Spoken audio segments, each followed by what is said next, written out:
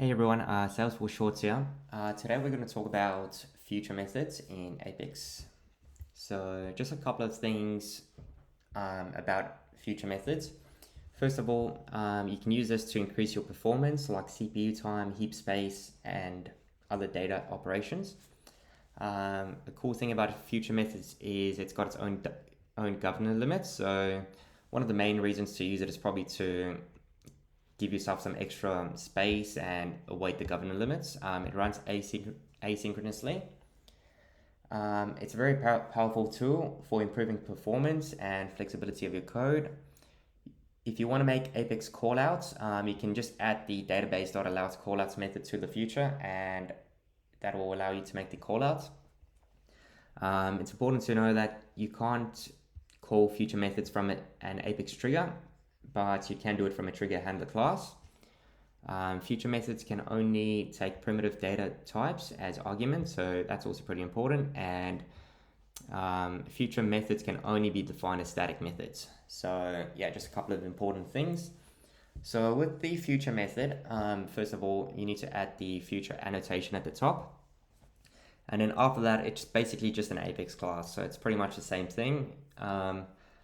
Just make sure you've got the static method there. So we've got two parameters here. We've got a list of account IDs and a string of description.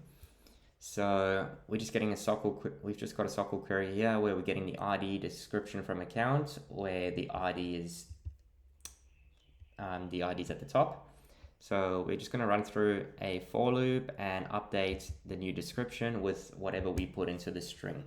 And then at the end of it, update the accounts.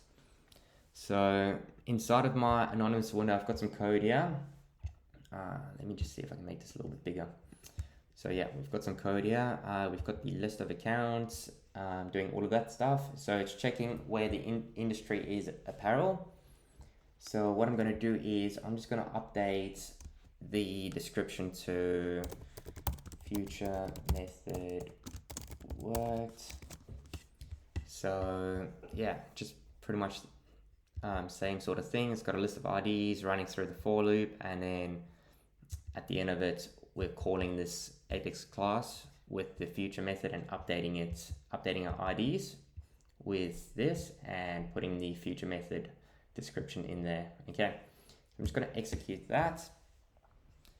And now when I go back to Salesforce, the previous description that I had was test one.